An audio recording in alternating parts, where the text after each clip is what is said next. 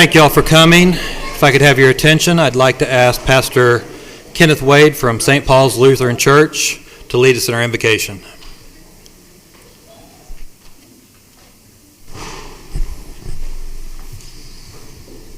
Let us pray.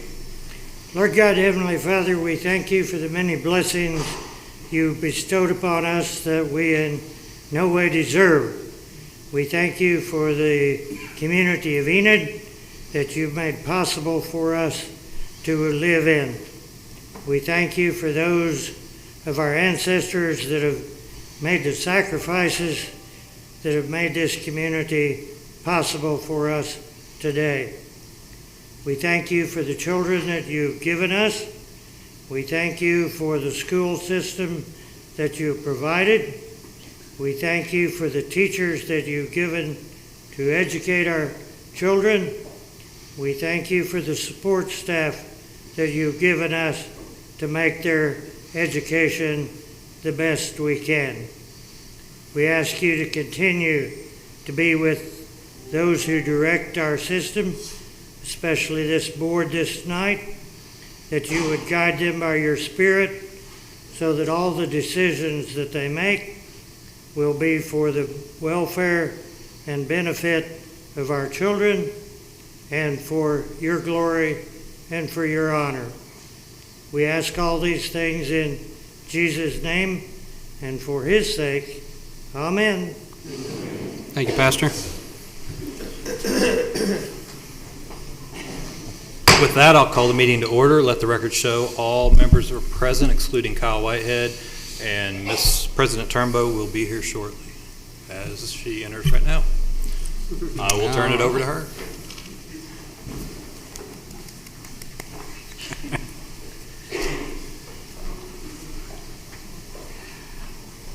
Our spotlight student this evening is from Glenwood Elementary School, and Mr. Jim Rainey is going to introduce Everett.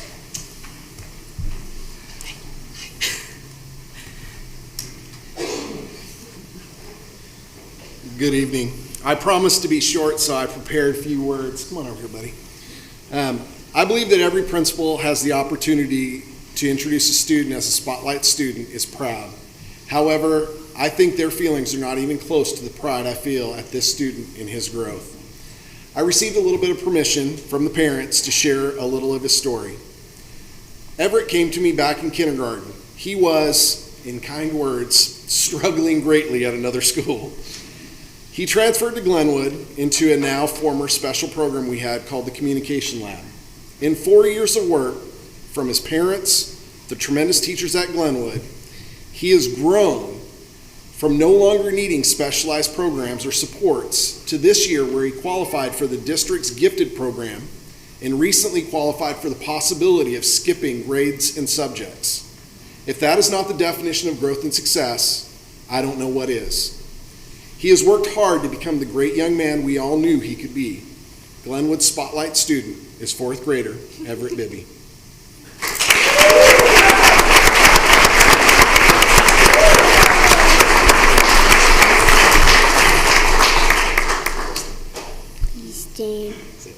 Please stand. Please. Lord, march.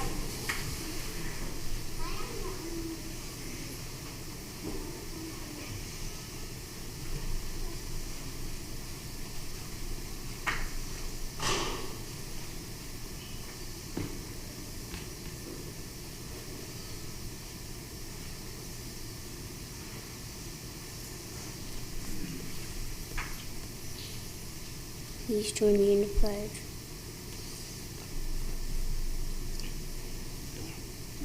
Order. Arms. I pledge allegiance to the flag of the United States of America and to the republic for which it stands, one nation, under God, indivisible, with liberty and justice for all.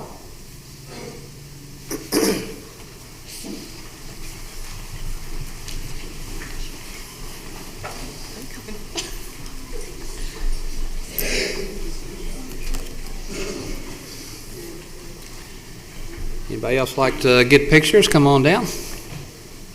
Oh, they're on the front row. Okay.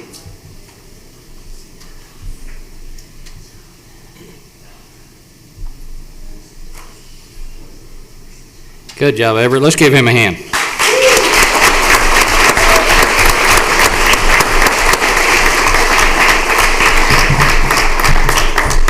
Our secondary spotlight student is from Enid High School. Mr. Craig Liddell will introduce them.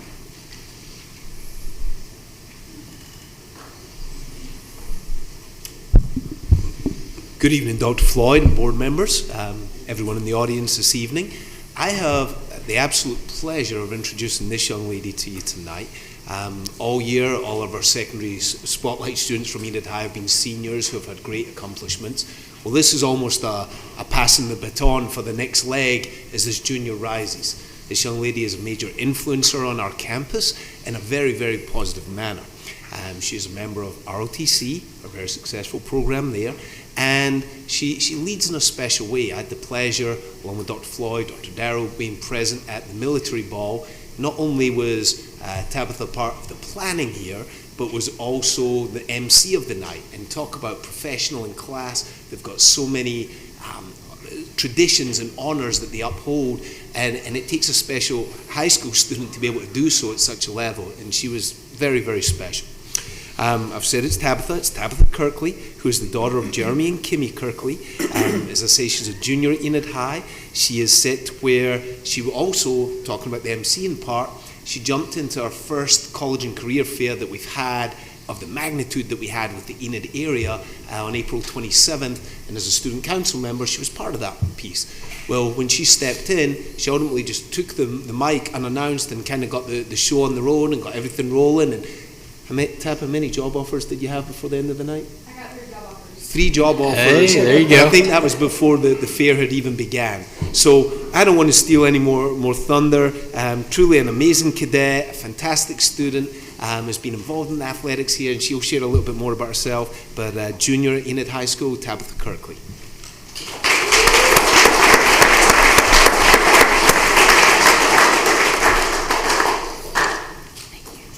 Good evening, school board members. My name is Tabitha Kirkley, as it has been previously stated by Mr. Liddell.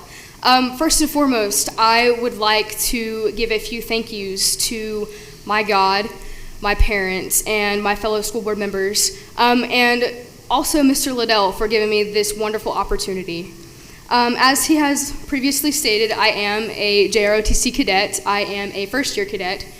I am also part of student council. I am just a representative as of right now, but I plan to run for an officer position for next year.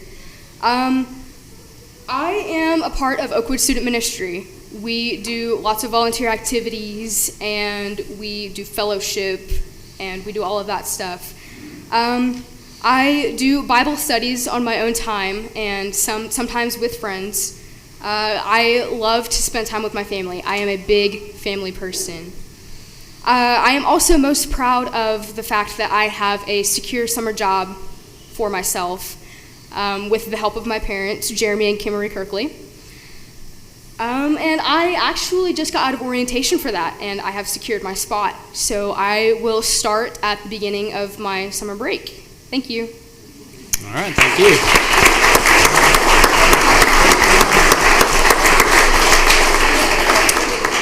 Anybody else like to get a picture? Come on down.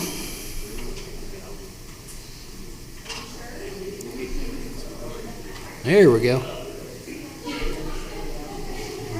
right. All right. One more. Got it. All right. Good job.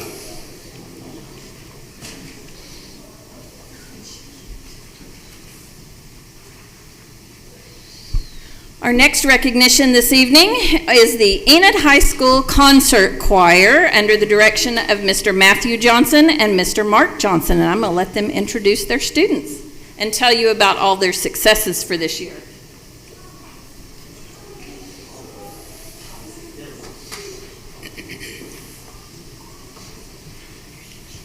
Oh, perfect. Good evening. How's everybody doing tonight?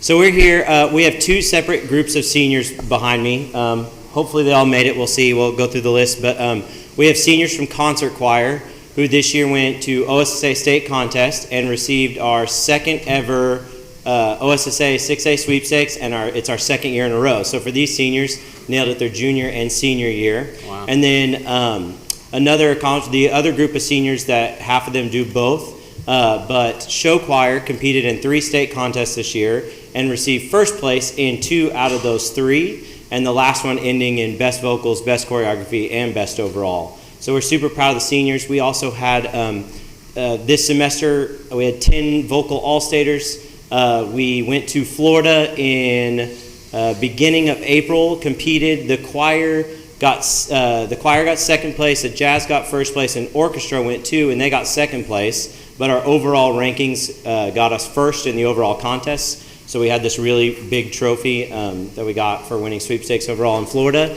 And I think it's a lot. It's a big deal in the choir world for all that they did. So I'm just going to go through their names. And as I call your name, step forward over here to Miss Turnbow, and she's got a certificate for you.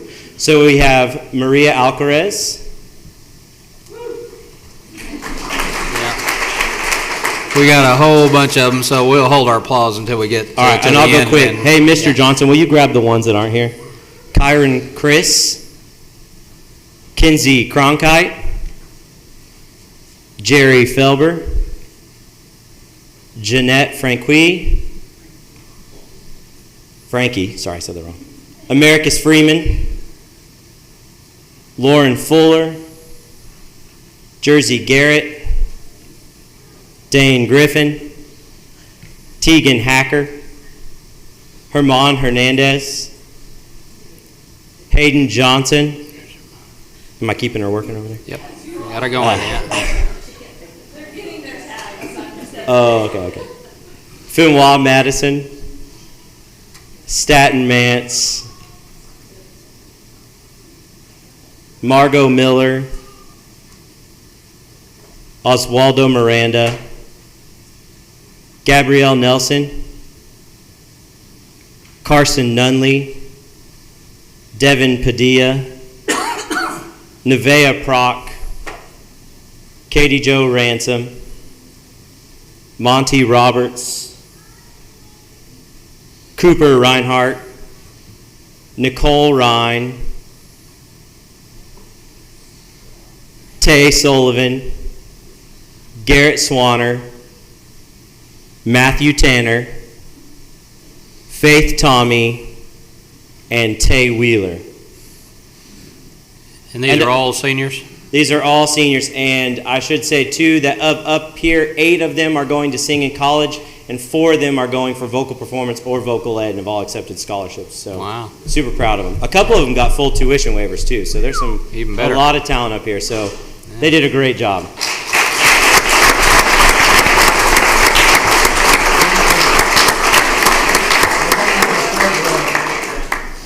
Anybody else like to get pictures? Come on down.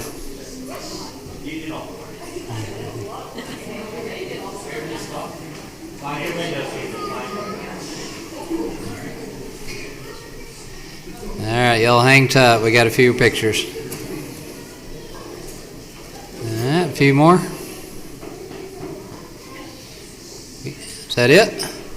I should say, if you want to come check them out in action, Thursday night at 7 in the auditorium, it'll be a lot of fun. You won't want to miss it. All right, great job, students. Very, very proud of you.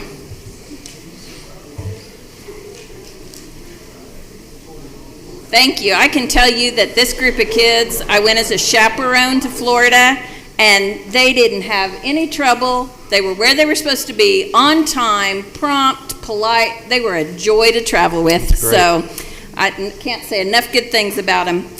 Our next recognition tonight is a student from Prairie View. Miss Hendry is very proud of Michaela. I even had her tell me how to say her name. Come up here, darling. I told her I didn't learn to read phonetically, so I'm terrible at sounding out her name. Michaela. I got it, yes. All right. Michaela Heron, and she was the first place state winner for the virtual Colonial Williamsburg essay contest for the state. They came, and I got to go and take pictures of her. They videotaped her reading her essay, and she did a fabulous job. So we are very, very proud of you, and I know Ms. Hendry is too. You want to add anything, Ms. Hendry? I just call her Mickey because that's a whole lot easier, but the Oklahoma Foundation for Excellence was the one who sponsored the essay contest. And they did send a film crew and everything to video her. And just really proud of her and her teacher, Mrs. Green, for taking the time to allow her student. Her essay was on being an agent of change. So it was very good. And we're just really proud of her at Prairie View.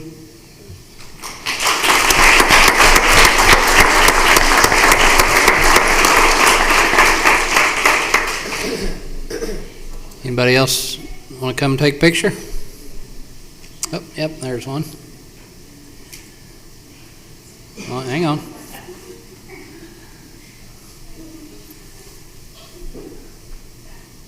All right, excellent job. Well done. Her essay was beautiful. She did a great job. Our next recognition is, it's actually 2 students from Eisenhower Elementary School. These are the state handwriting winners for the Zahner Blosser Handwriting Contest. J.B. Halacia received 2nd place in the state. So J.B., where's J.B.? Come on up here. And Caitlin Pele.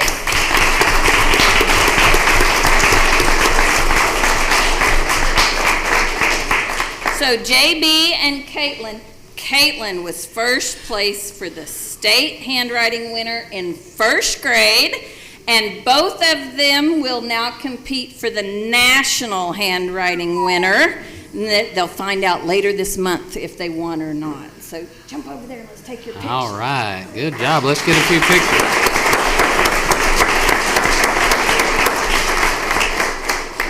All right, anybody else? Come on down. All right, couple more. Well, and I can tell you the state handwriting winners, to have both of them from Eisenhower, that's a pretty big deal. Yeah. Very good. All right, great job. Very proud of you. Our next group of recognitions this evening are the Enid High School boys golf team, and Coach David Lee, can't call him Mr., you got to be Coach Lee, is going to tell you about these gentlemen and their accomplishments. Thank you. Thank you all for allowing us to come here tonight. These guys really did have a phenomenal season. The 7 tournaments, they were conference champs. They won our invitational that we hosted here in town. They won the Trosper Invitational, hosted by Del City, with a team score of 285, which is that's just a fabulous score. And they were around 300 all year. 2 of our other tournaments, we finished 2nd, and we had a 3rd. So very consistent all year long, shooting right around 300. Qualified for the state tournament we hosted regionals here in town at Meadow Lake, qualified for the state tournament. Had a great experience down at Norman at the OU's golf course, and just want to celebrate them by their names. We've got Dawson Brandstetter, Max Fawcett, Mason Haley, Demetrius Farr, Taylor Cry, Ashton Landrigan, Hayden Johnson, and one of my assistants, Coach West. Really enjoyed being here. Hope we get to come back here next year finish a little up higher on the leaderboard at the state tournament. Congratulations.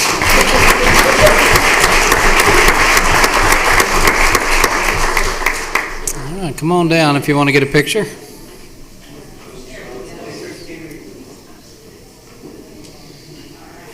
All right, hang on, guys. A few more.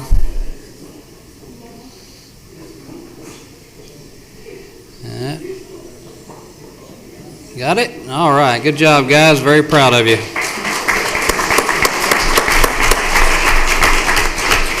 We have some great kids doing some great things, so we want to recognize the boys and girls tennis team for being state qualifiers, along with their coach, Wade Rogers, and I'll let him tell you about their accomplishments.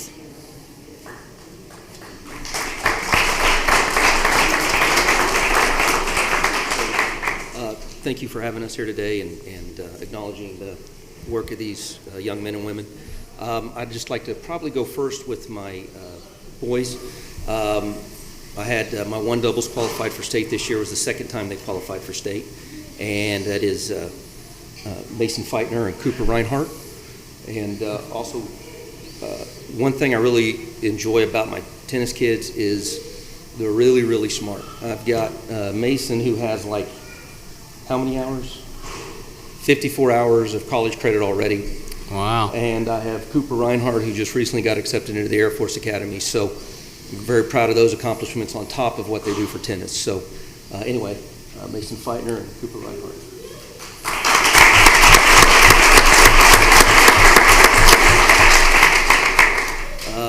For my girls' tennis team, they had a really great year. They won conference, and all 4 positions qualified for state, which is a big deal. Starting with my one singles, it's Alexa Garcia, and she took 7th for us at state. And then at my 2 singles position was Haley Hibbets, and she took 3rd for us at state. And then my one doubles was Taylor Stotts, and Crystal Archer. They both qualified for state.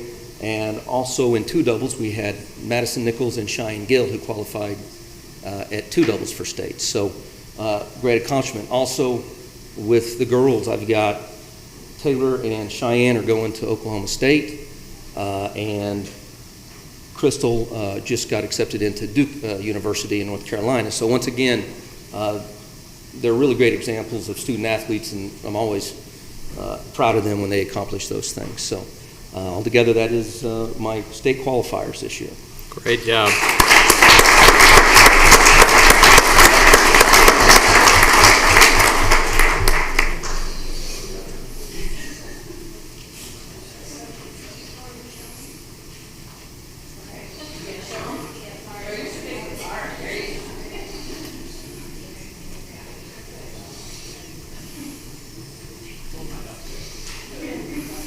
Hang on, a couple more.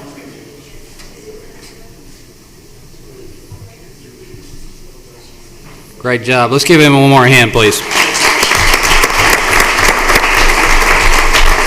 And then, if I remember correctly, Ms. Johnson, next month we'll be recognizing girls track for their academic state championship, and then the EHS baseball for qualifying for state as well. Yes, that is correct. We will recognize those students in June.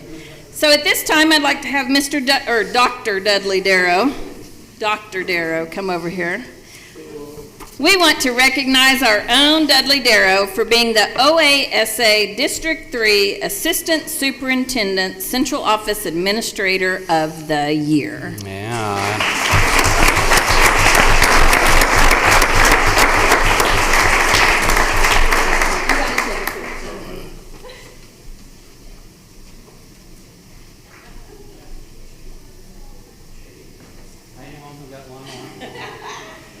So everybody knows that Dr. Darrow is running off to North Enid to take on his first superintendent job, and we wanted to recognize him with for his 17 years of service to our school district. And so I had a plaque made up for him. It says, Enid Public Schools respectfully presents to Dr. Dudley Darrow in honor of his 17 years of dedicated service to Enid Public Schools.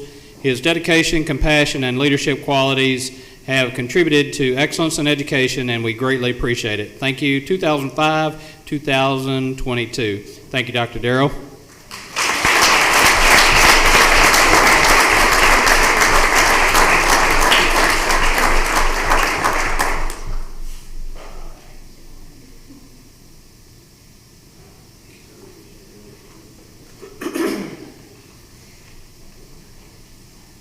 Thank you, Dudley. And at this time, we'd like to recognize our own athletic director, Billy Tips, if Billy would come on down. Billy has recently been recognized for 2 different awards. He is the OCA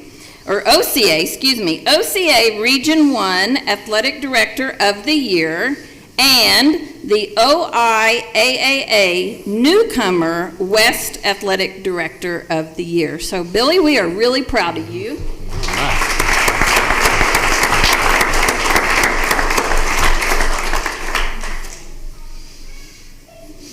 Congratulations, Coach. Appreciate the positive direction you've got our athletic program moving in. Keep up the good work. We also have two fabulous coaches to recognize tonight. Coach Chris Jensen for being the OCA Regional Slow Pitch Softball Coach of the Year, and Lindsay Watts for being the OCA Regional Swim Coach of the Year.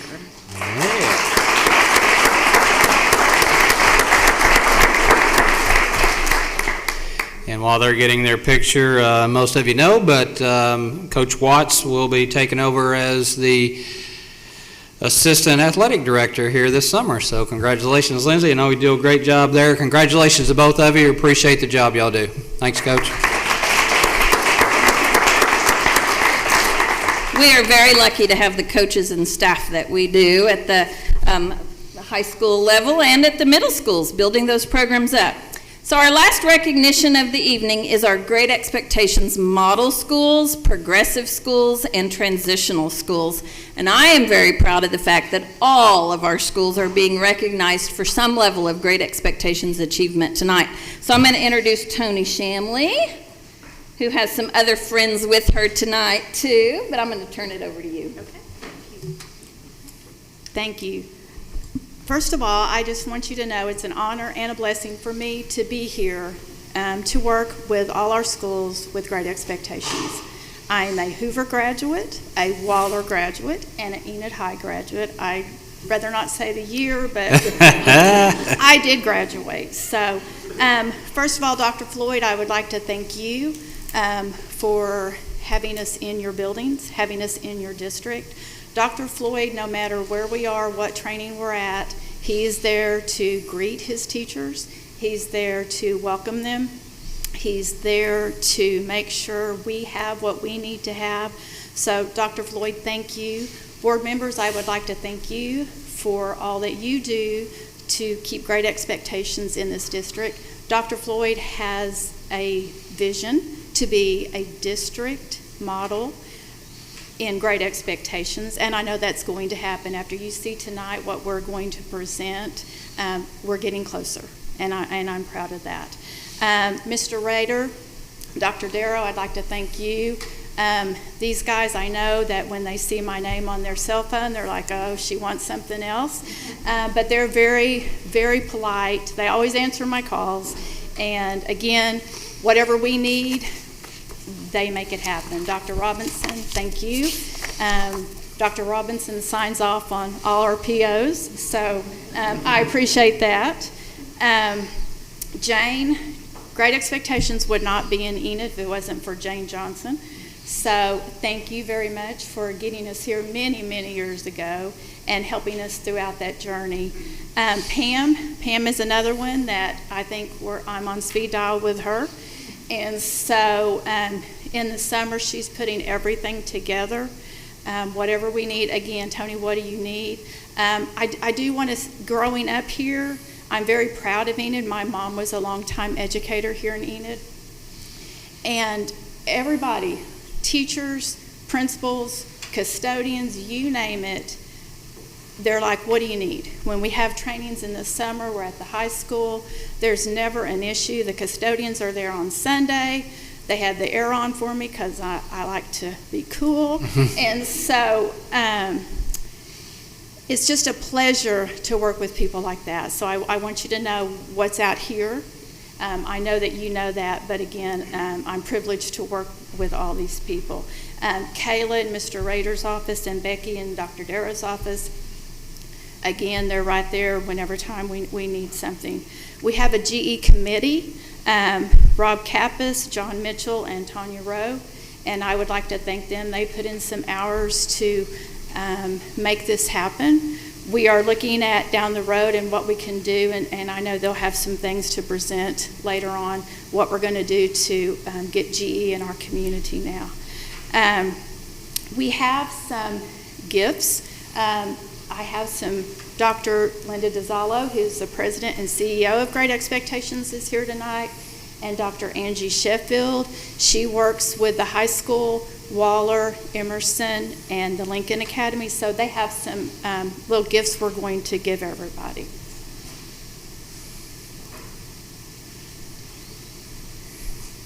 We have, in fact, it's Dr. Sheffield's mother-in-law has written these books.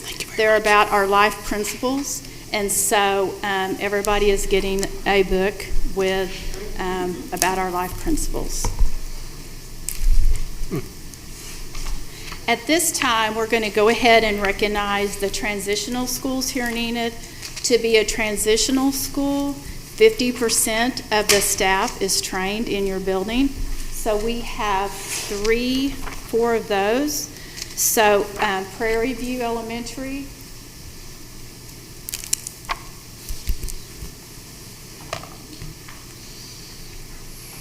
Waller Middle School, Emerson Middle School, and Lincoln Academy, and the high school. So if they'll all come up. Tony, I forgot, did you want me down there? Yes. Okay. Dudley, Dr. Darrow. We're all getting used to it. Okay. Master race.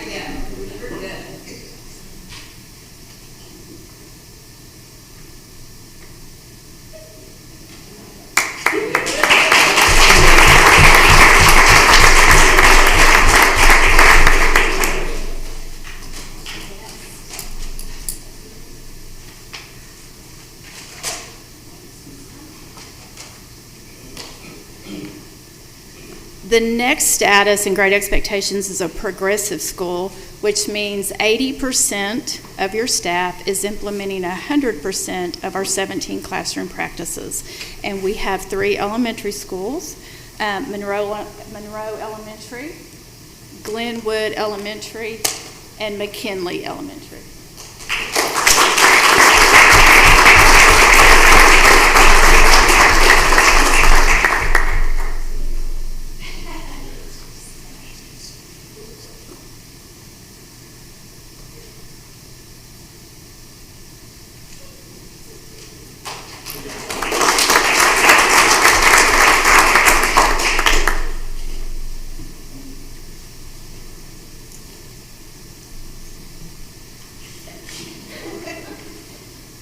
And now for the last status is model school.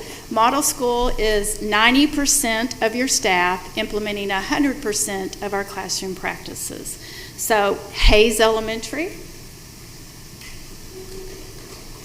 Carver Commons Fowler Early Childhood Center,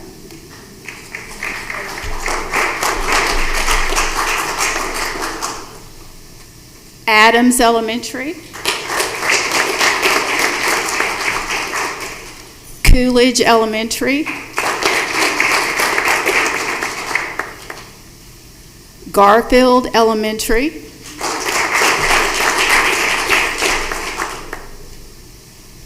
Eisenhower Elementary,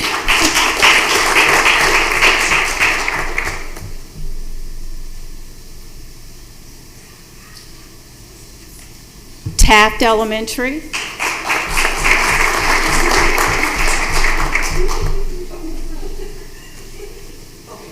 and this year we have 2 new model schools that I am so proud of. The first is Longfellow Middle School, our first model middle school.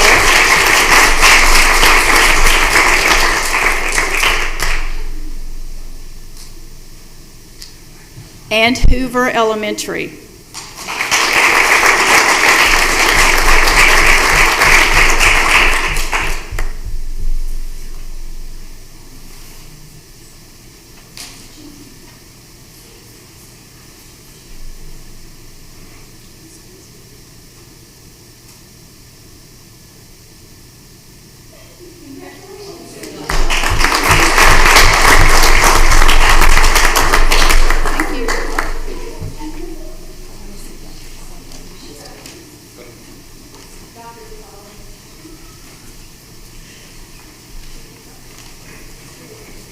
Again, I'd like to introduce Dr. Linda DiZallo. She is our president and CEO of Great Expectations. Madam Chair, board members, district leaders, school leaders, parents, what I have to say after all of this is, wow. You have a lot to celebrate, do you not? You have a lot to celebrate. So the only other thing I want to say that hasn't already been said is that I want to tell you something about Dr. Floyd. Dr. Floyd is, as Tony said, a visionary in that he set a goal, and he's fixated on that goal that this is going to be the best school district anywhere for kids and for teachers. And he set about figuring out a plan how to accomplish that. And that's an amazing thing to do, because just being a school district superintendent is challenging enough. What? But he wanted, did you say amen? He wanted to lead this school district to shine, not only in the state, but in the country. There are only 89 model schools in the United States of America. Wow. And there's only one school district that is a school district model district, which means every single school in that district is a model. And you all are just chomping at their heels. And We're going to get there. No doubt, and there are several others that are doing the same, but I have no doubt that you will accomplish that soon. And what that will mean is that every educator in your school district went back to school on their own time. They were great educators, but they wanted to be absolutely the very best based upon what research says reaches our students the best, to help them be great academic students and to help them be great people as well. And so we are honored and we are privileged to be on that journey with you, Dr. Floyd, board members, and every leader in this room. We are honored to be on that journey. And as Tony said, and Dr. Sheffield would also agreed, we want to do anything that we can do to help you achieve that goal. We have that goal, Dr. Floyd, as well for you. Good. So thank you so much for taking care of your students. Obviously, they are high achievers at every level, and we love working with you. Well, it's an outstanding program, Great Expectations is, and it's good for kids. It's what we hope to instill in our own kids, and we want to instill that in every one of our students here in the district. And we appreciate what all of you do to help us chip away at achieving that goal, which is to become a model school district. So appreciate your words, and we appreciate all of your help. Congratulations to all of the campuses are recognized tonight, and all of the other campuses that are doing their part to achieve that goal. So let's give all of them a big hand, please.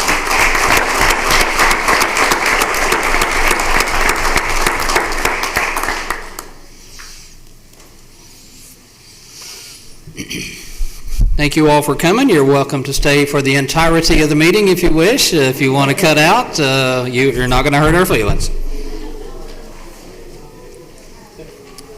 Thank you, Dr. Floyd. Hello. Okay. Finishing with our recognitions, that moves us to audience to visitors, which we had none this evening. Taking us directly into the superintendent's report. Dr. Floyd.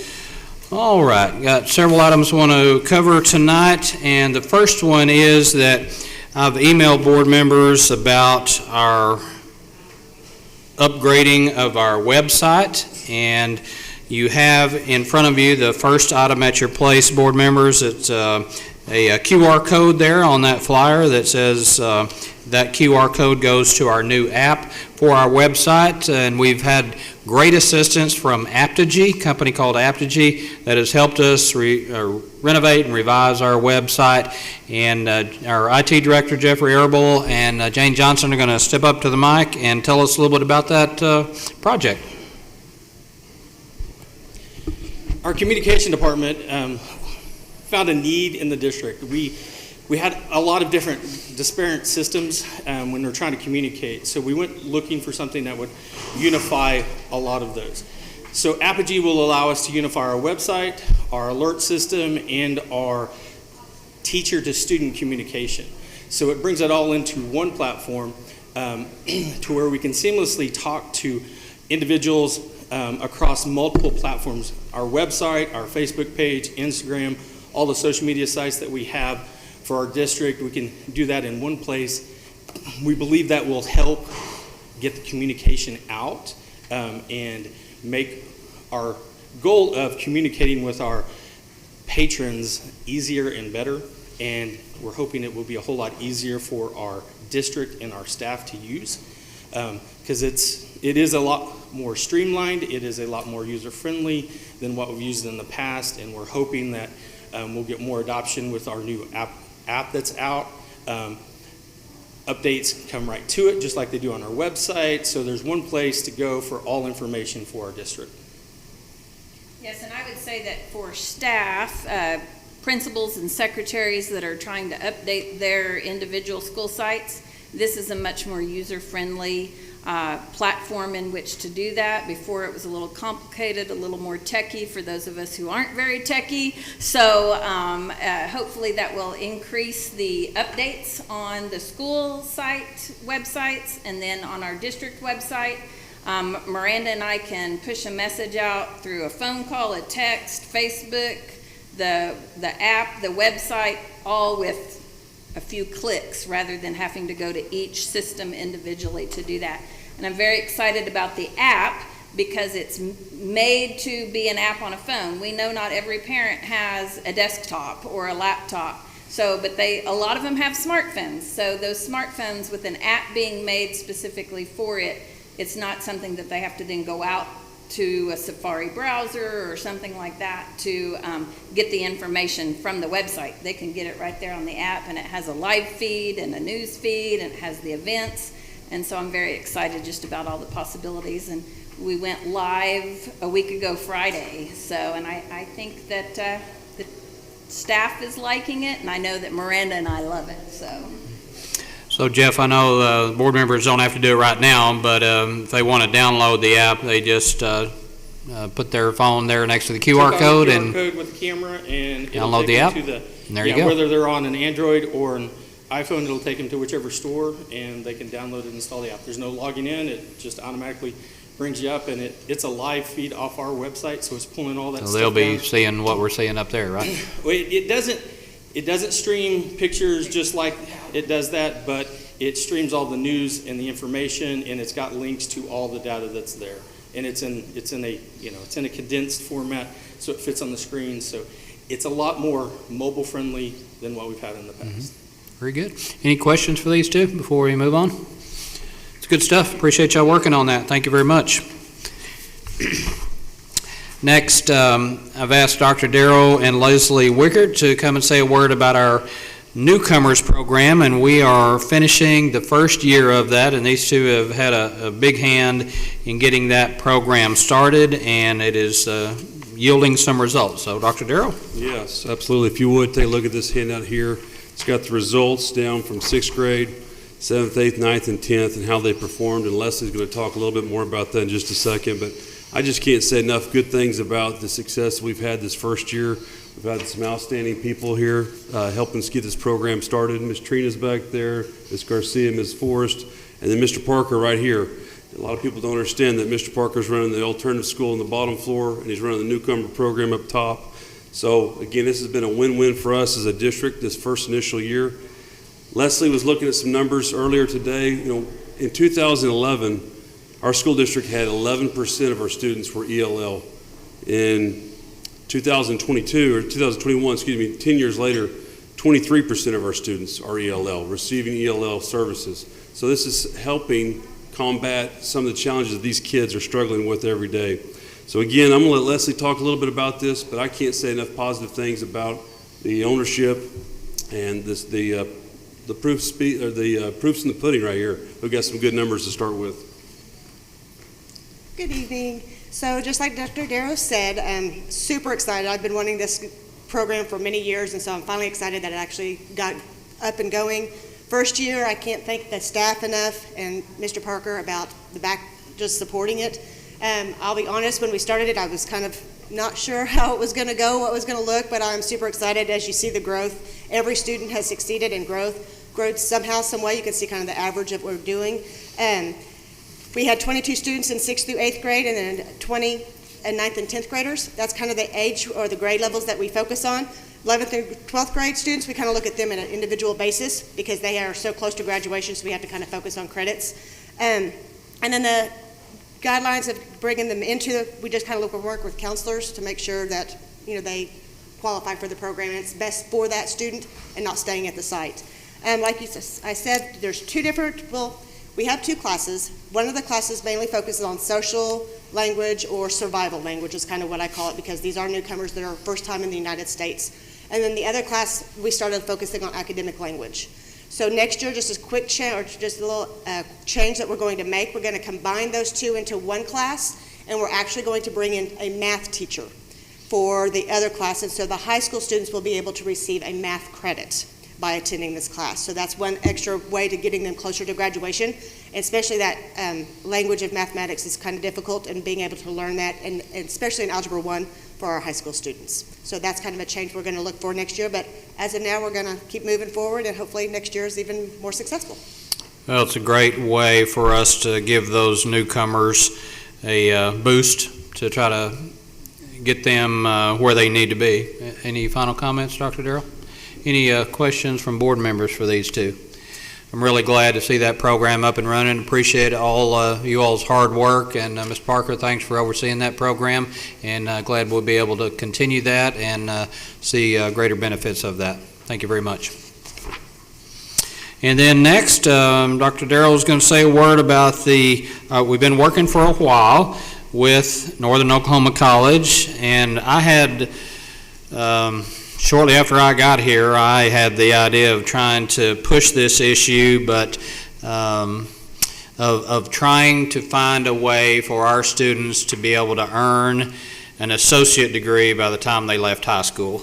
And every time I would bring it up, we got a little bit of resistance from Northern Oklahoma College and some others, but kept chipping away at it, and finally Dr. Darrow and a few others pushed that ball across the finish line with the new president at NOC and Jeremy Heiss, vice president at NOC, and we are so thankful for their support to try to eventually bring this thing to fruition. So, Dr. Darrell? Sure. I can't say enough good things about Mr. Heiss. He's been very pivotal in working with communication with us. This has been a great process. Very proud to be part of it. Everything that you're looking at here today is very fluid. So I'll just start with this first page with the early degree program. That would be the most that we could actually get for a high school kid. High school kid would be able to start as soon as they graduate from their sophomore year. So if they're a current sophomore year, they could immediately get going. Right there where it says summer before their junior year, take 5 hours.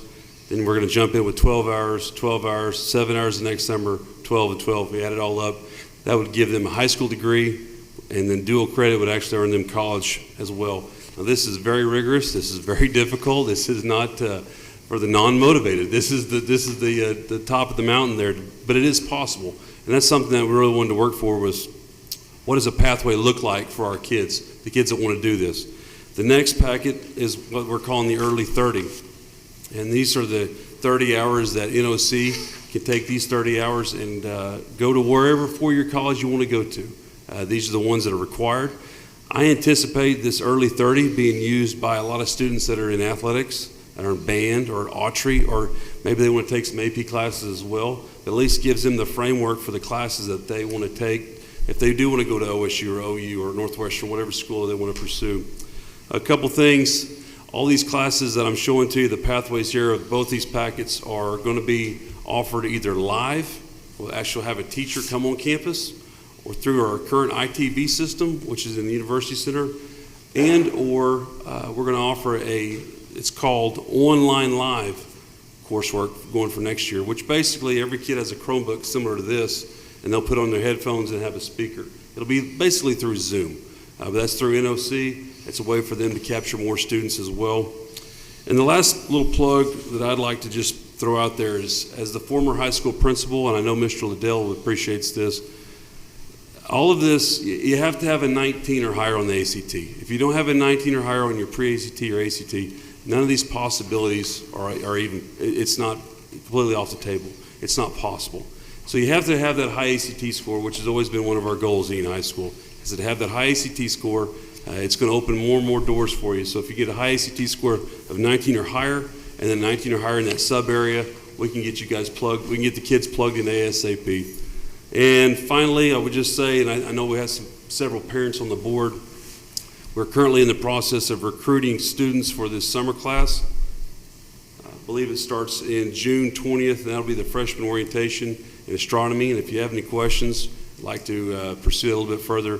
Mrs. Collins is our head counselor, and she's currently working on the enrollment process. So big, bright future. Very proud to get this thing off the ground. Yeah, me too. And Kim Collins, counselor at the high school, has done a lot of hard work on this issue as well. And Dr. Clark Harris, the new NOC president, we're so thankful for. And Jeremy Heiss, again, put a lot of hard work into making this thing happen, along with Dr. Darrow and others. And I'm just thrilled that we are finally to the point that we are now ready to offer this starting this summer, and it's going to be great for kids. So, any questions for Dr. Darrow? I have a question, Dr. Darrow. What is the plan for pushing the program out to kids currently for the next school year? Just identifying those students? Is Ms. Collins identifying? Are we just posting? How are we doing that? So we're currently in the process. We've made a little video, and we've sent the video link out as well as a Google form to try to capture as many of those kids. Part of the capturing process is, are you interested in taking this class? Yes, I am. Okay, what's your qualifying score? If a student would have a lower score than a 19, there are some placement tests that kids can go out there and take at NOC free of cost. So right now we're just, I would say, fact-finding or just researching how many kids are interested in this. I know not all kids can commit to a summer class either. It's kids are hooked up playing ball, kids are hooked up with work. So we're trying to capture as much information as we can to put that plan in place. So I'm sure next summer when we come back, when you guys come back next summer, it'll be a little bit better. But right now we're just trying to catch as much information as we can. So just as a reminder, board members, back on April the 26th, I sent you an email with 2 video links, and that was the first one that Dr. Darrow and Jeremy Heiss and Kim Collins and Mr. Liddell put together. 16 minutes long, but really good information about getting that program off the ground. And then the second one was about our EHS post-secondary signing day, and I'll say another word about that here in just a minute. Any other questions for Dudley on this one? So you did say, I think I just heard it, but there are, if you don't have the 19, there are aptitude tests or whatever that you can work around or work towards. There are, and I don't know them as well as I should probably yet, but Mr. Heiss has got his cell phone right here on this flyer. I know we've already had one student that's went out there and done well in the placement test, so I know there's workarounds if you don't have that ACT score, because as we all know, you take that ACT score today, you may not get your results for a month or two later. So that's why they put those placement tests in place for that very reason. Yeah, so I'm going to say that if a kid is motivated to actually do it and wants to put the work in, and a parent is going to support them, that they're probably going to find a way to let that kid participate and monitor them as they go through that to make sure that they have what they need. All right, thank you, sir. Appreciate it. Next item on my list is an action item, and in looking at the calendar moving forward to October, we had originally set our regular October board meeting for Monday, October the 17th, but that conflicts with the way we are doing parent-teacher conferences this year. So sent you an email, board members, on May the 2nd explaining all this, but the way we're doing parent-teacher conferences is one Monday. We're going to do one of them, and then the next Monday so October the 3rd and then October the 10th. There are 2 parent-teacher conferences, so in lieu of teachers working late on those 2 Monday nights, there will be no school for students on Monday, October the 17th, which was going to be our regular board meeting. So given that, we'd like to move our regular October board meeting forward a day to Tuesday, October the 18th, as opposed to Monday, October the 17th. Move we approve. Second. A motion by Matt Sampson, second by Joe. Any discussion? All those in favor? Aye. Any opposed? The motion carries. All right, thank you very much. And next item is just a reminder, board members, that our summer hours for our offices to help with energy conservation begin the day after Memorial Day. So this year it'll be Tuesday, May 31st. And our summer hours will be 7:30 a.m. to 4:30 p.m. Monday through Thursday, and closed on Fridays the month of June and July. And then July 4th this year falls on a Monday, so we'll be closed on Monday, July 4th for Independence Day as well. So that's just a reminder on that one. Next flyer in your packet, board members, is the flyer for the Plainsman Football Golf Tournament, and that's scheduled for June the 17th. So if you and or anyone you know is a golfer, well, please pass that on to them. We'd like to have a great turnout for that, and that's a good fundraiser for our football program.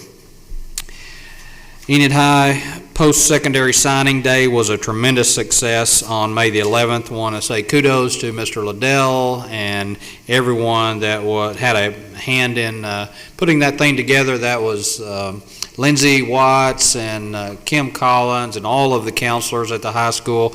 We were able to recognize a number of different categories of students going on to some kind of post-secondary event, whether it be career tech or junior college or onto university level, and we were able to recognize a number of students. Just a tremendous program, and all of the students at the high school were and all of the attendees were great, and able to recognize a whole bunch of kids that day. So kudos to Enid High School for that May 11th post-secondary signing day. Great job. Our enrollment numbers are currently at 7,711, and that's 5 down from last month, but holding pretty steady. Next item is a reminder about our baccalaureate services coming up this coming Sunday, May 22nd, 6 p.m. at Enid High School Auditorium. So anybody wants to attend, I'd like to invite them to join us for that. Then we've got graduation coming up on Thursday, May 26th, 7:30 p.m. 7:30 p.m. at Selby Stadium. And they tell me that it's not going to rain that day and absolutely no wind. So we shall see. But boy, if it was like today, it'd be great. 73 degrees? 73 degrees would be even better, yes. So as to have the superintendent not sweating. Yeah, but looking forward to that. This year, just FYI, Dr. Darrow, Mr. Rader, and I will all three be in our gowns, and so that's a little bit of a change, adding these two guys for the gowns so they can sweat with me. So appreciate good company. The next flyer you have there at your place, board members, is the backup plan in case it would happen to be inclement weather and not allow us to have it outside on Thursday, May the 26th at 7:30. The first option would be to go to Friday, the next day, on the 27th of May, 7:30 p.m. outside at Selby Stadium. Still can't do it then? Well, then we go to Saturday the 28th at 10 a.m.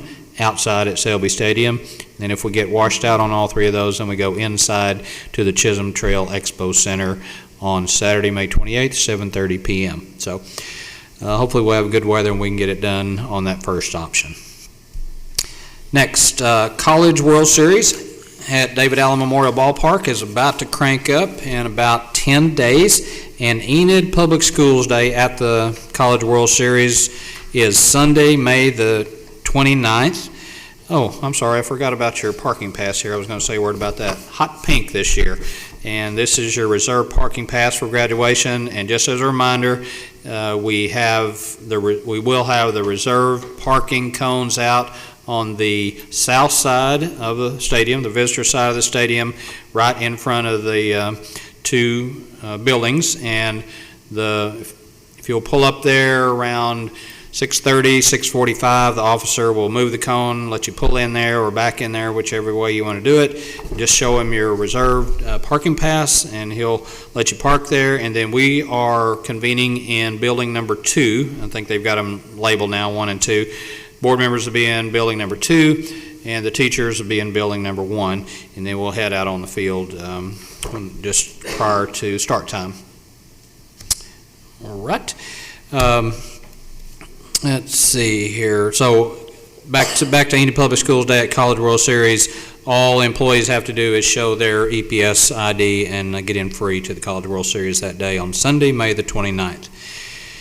Then I'm really happy about the fact that we will get to host the OSSBA, the School Board Association Region 3 School Board Training Meeting here at our new gym at the high school on Tuesday, November the 1st. That's roughly 5 to 8 p.m.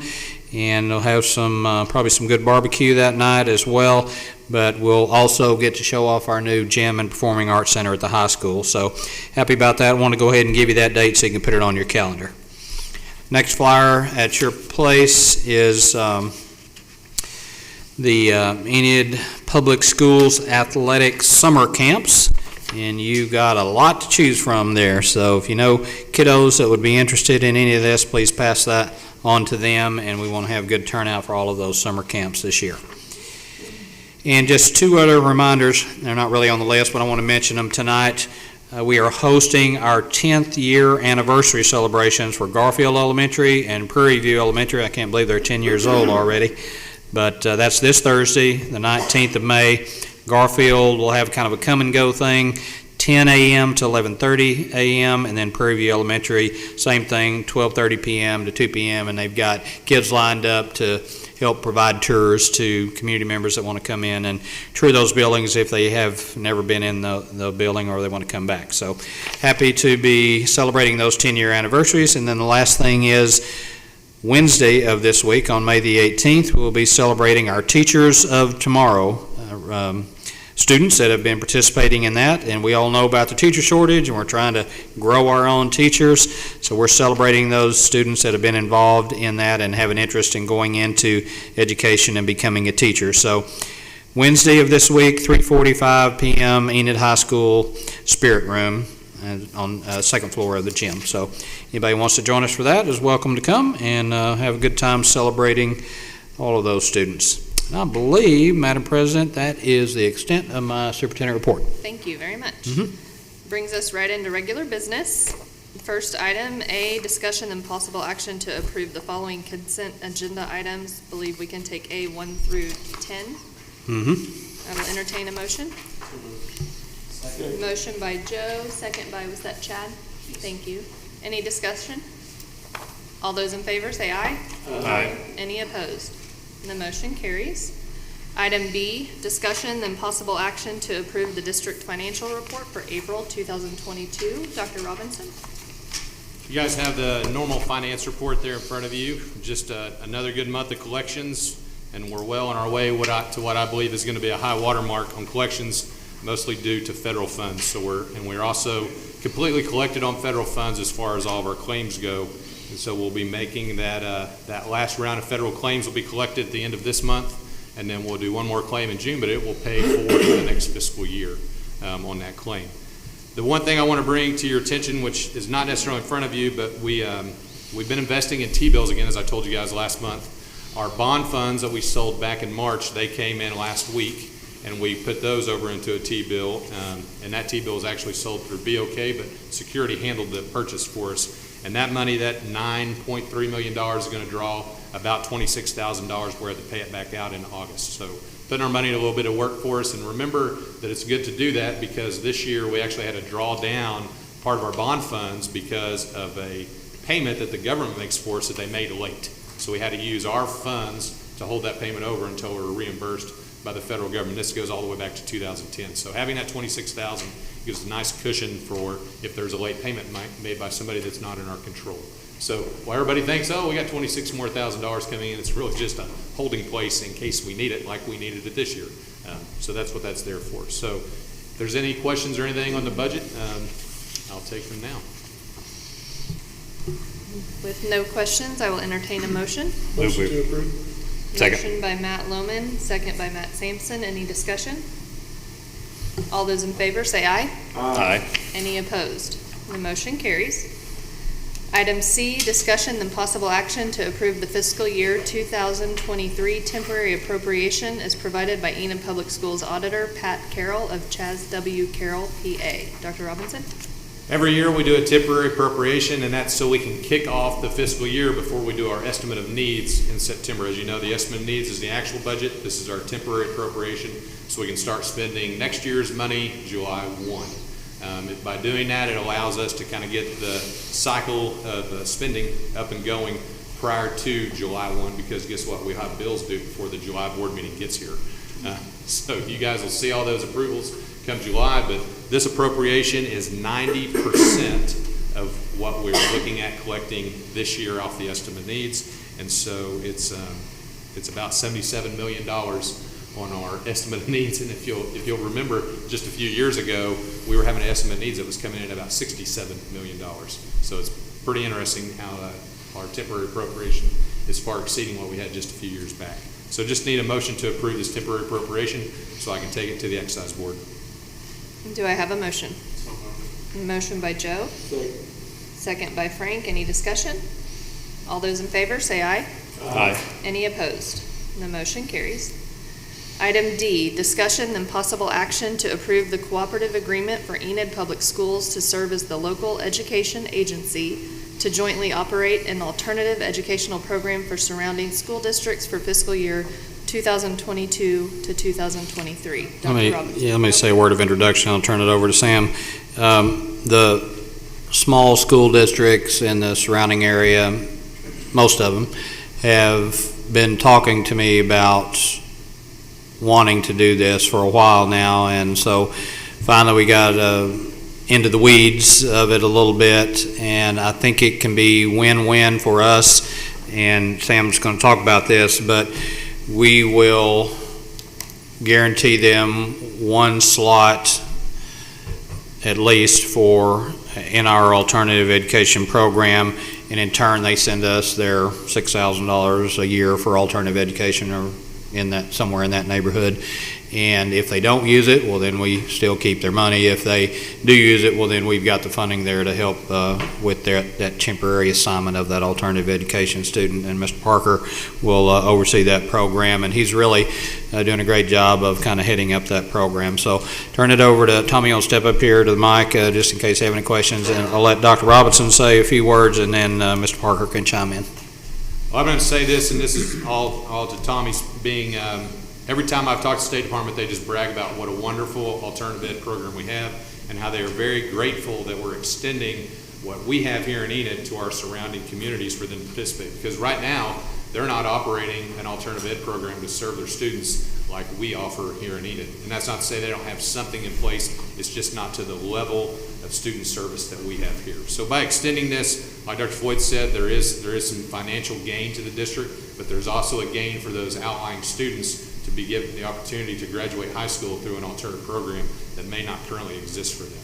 So I want to kind of just read off the names of the schools, because once you guys approve this tonight, then it will go to those districts we've invited for their boards to then approve, and then we are forming that cooperative at that point in time. So we're the first cog to kind of get moving in this process. So those schools are Pioneer Pleasantville, Cimarron, Billings, Covington Douglas, Ringwood, Drummond, Kremlin Hillsdale, Timberlake, Waukomis, and Garber are who we have currently invited. And so we'll see where that invitation leads us to. It's really up to their boards after this to make that happen. Mr. Parker? I think it's a great opportunity for us. I think it's a great opportunity for the surrounding area. We are very fortunate here in Enid that we have the support from our local school to run an outstanding alternative program.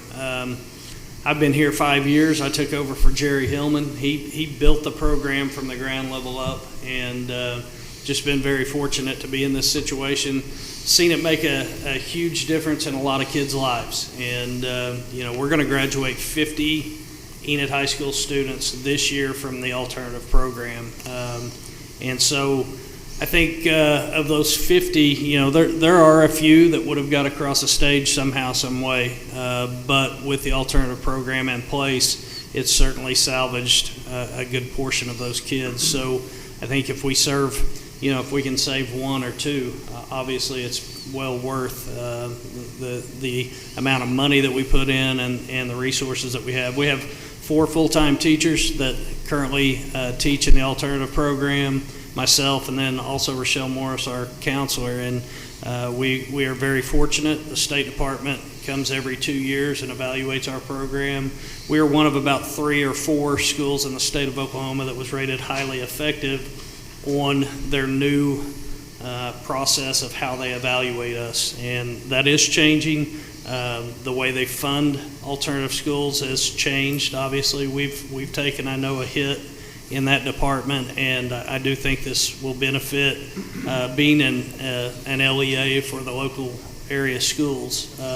And I think it's a benefit to them because I'm not sure that they can do what we can do in our program. So I'm encouraged about it. I'm excited about it. I think it'll be a good situation, not only for Enid Public Schools, but also for the area.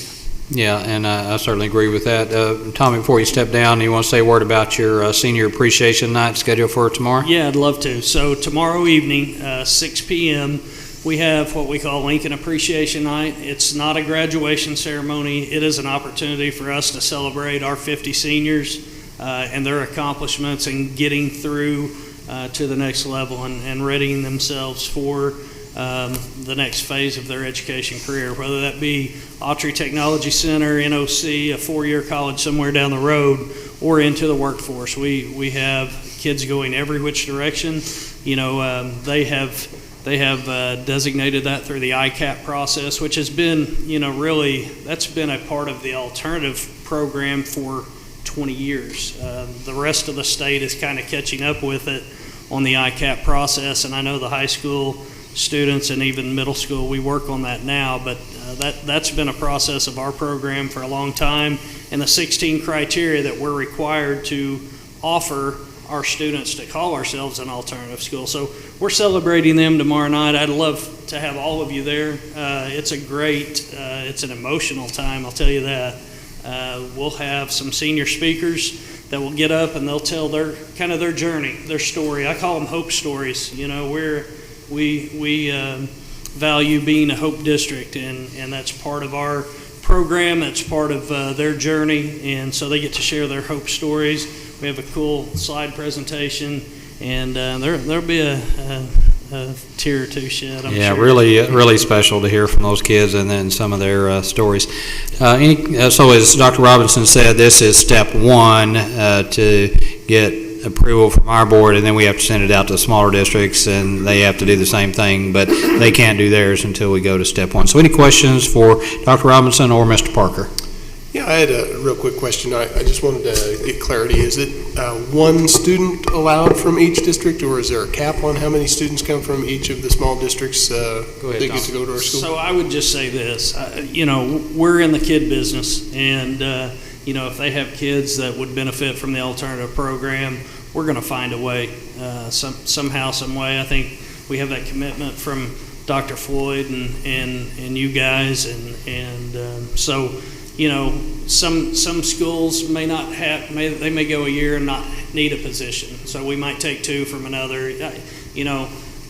And you might have them for a shorter period of time from a school as well. Yeah, the alternative program is pretty fluid in that we have students that come in various times of the year. So it's an application process that the student has to initiate and go through, and then they meet with a team that we go over their applications and then do an interview process. And so it's a process that they have to, like I said, initiate and want to get an education. Everybody thinks of alternative school as a kind of a juvenile detention center, and that's certainly not the case at all. We are absolutely in the business of removing obstacles that a kid may have that's blocking their education. So that's really what we're there for. If they want to get their education, we're going to find a way to help them get it. So to answer your question, Matt, each of those districts that Sam just mentioned will have guaranteed at least one slot that they can send a kid to, and if they would need another one, well, then it would be Mr. Parker's discretion to see if he had availability based on the fact that some other district had not used up their spot or something like that. So staffing-wise, is there a threshold that we would have to look at for? So alternative schools are basically, we're based on about 15 to 1 as typically what we operate off. off of student to teacher ratio. So, that, again, that's kind of fluid though, because you may have a student that graduates early, mid semester or at semester. So that number kind of fluctuates a little bit. So we're going to try hard to keep it at that threshold. Okay. Anybody else? I've got a couple of questions. Kind of like the transfer policy where we have certain criteria where we can disqualify a kid. Who makes the determination of who gets the slot? If you have a school with 2 students and we don't have the ability to take both, do we choose the child because they're applying to us, or does the homeschool choose? So the application process will be in place, and then we will have a team that meets, and basically we have a committee that will go through those applications, and we'll determine kind of which student best fits the criteria of needing our services, and then they would get first opportunity at that. So it would go down from there. So that committee would make that decision. How about travel out from the schools out of district? That would be up to them to get themselves to our school. We can't. Yeah, that's the student, parent, and/or sending district's responsibility. So, Mr. Parker, how you doing, my friend? I'm doing well. How about yourself? I'm doing good. I just want to take a few moments to, so to speak, fluff you up. I was impressed. I went over to visit the facility through my other job, and I only heard about it. I didn't get around to visit you, but I knew after you had told me where it was. I've been there, but I haven't, because I didn't know that's where you were.